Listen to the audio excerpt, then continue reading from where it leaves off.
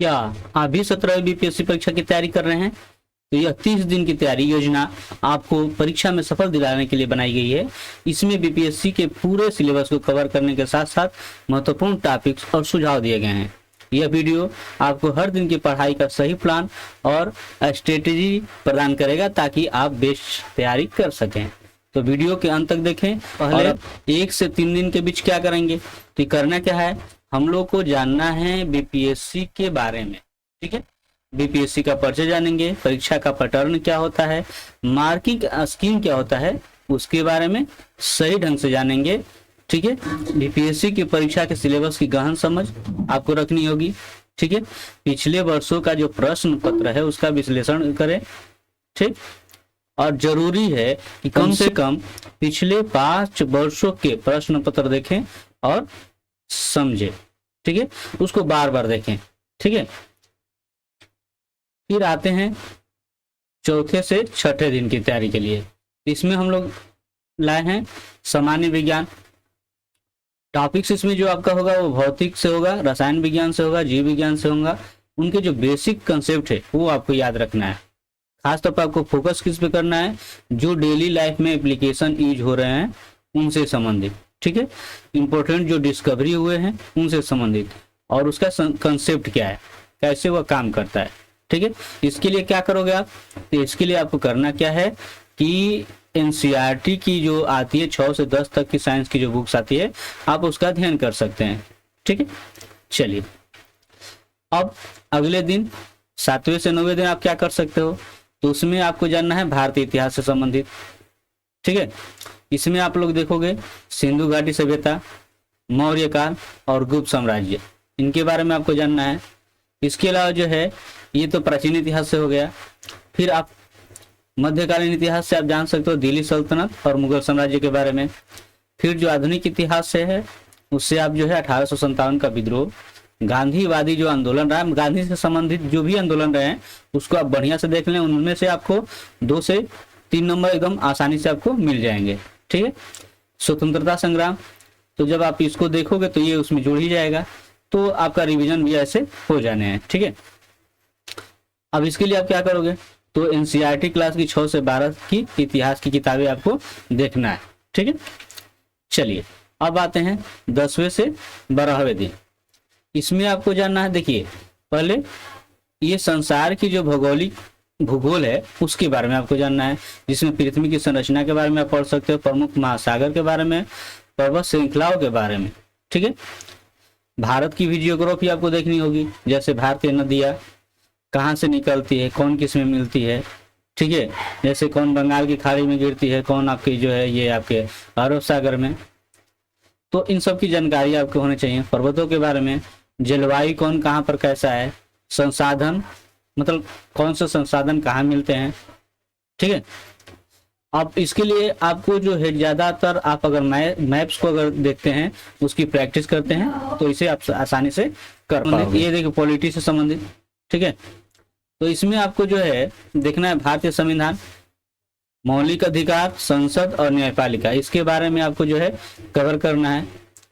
संविधान के जो प्रमुख अनुच्छेद हैं और जो महत्वपूर्ण कानून है उस पर आपको ज्यादा से ज्यादा फोकस करना है। ठीक है, इसमें आप बुक का ये देखिए लक्ष्मीकांत की बुक आती है इससे संबंधित, आप उसका अध्ययन कर सकते हो। चलिए अगला देखते हैं, इकोनॉमी हो गया, अर्थव्यवस्था, जो 16 से 18वें दिन आप इसका ये देख सकते हो। इसमें बेसिक जो कंसेप्ट है वो है भारतीय अर्थव्यवस्था का ढांचा और आर्थिक नीति और बजट। तो बजट में आप वर्तमान जो बजट है आप उससे संबंधित या नीतियां हैं उन्हीं को आपको देखना है। ठीक है, अर्थव्यवस्था को नॉर्मली जो है इस समय की चीजों को देखना है। ठीक, खासतौर पर न्यूनतम जानकारी को लेना है। तो करेंट क्या होगा, तो वर्तमान आर्थिक जो परिदृश्य है जैसे मैंने अभी कहा वहीं आपको ये करना है। इसके लिए आप क्या कर सकते हो, तो समाचार पत्र पढ़ सकते हो। ठीक है, अर्थव्यवस्था के बारे में न्यूनतम जानकारी आपको जो है हासिल करनी होगी, उसकी जानकारी को आपको देखना होगा बारंबार। फिर अगला 19 से 21 दिन के लिए क्या करेंगे, तो हम पर्यावरण और पारिस्थितिकी से संबंधित ठीक है चीजों को लेंगे।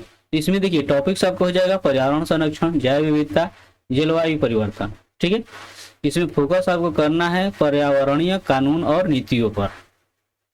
अब इसके लिए जो आपका जो सिलेबस जहाँ से ये आपको मिलेगा वो एनसीईआरटी के बुक आप यूज कर सकते हो या और अन्य स्रोत भी आप इस्तेमाल कर सकते हो। बिहार स्पेशल ये तो ऐसे ही आपको रहेगा 25 से 30 नंबर के लिए। तो आप इसका जो है बिहार, देखिए बिहार का इतिहास हो गया, यहाँ की प्रमुख जो भौगोलिक विशेषताएं हैं उनको आप देखना है, ठीक है। बिहार के समसामयिक जो मुद्दे हैं फिलहाल के, खासतौर पर 1 साल के अंदर वो आपको देखना है, ठीक है, खासतौर पर 2024 का। इसके लिए जो है आप बिहार की स्थानीय जो किताबें हैं, जो समाचार पत्र हैं, उनको आपको देखना होगा।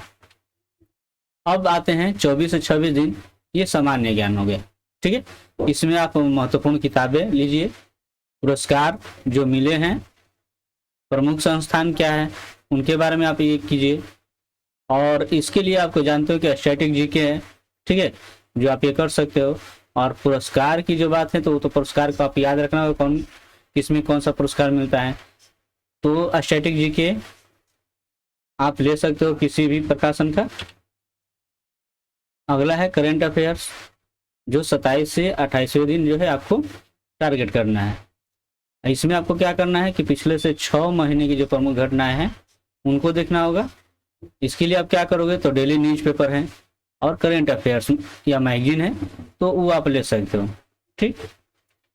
आते हैं 29वें दिन, अब क्या करोगे करना है इसमें, क्योंकि आपको तो पूरे सिलेबस आप देख चुके हो, तो उसी को आपको जो है रिवीजन करना है, ठीक है। संक्षेप में जो भी आप नोट बनाए हो उनका रिवीजन कीजिए।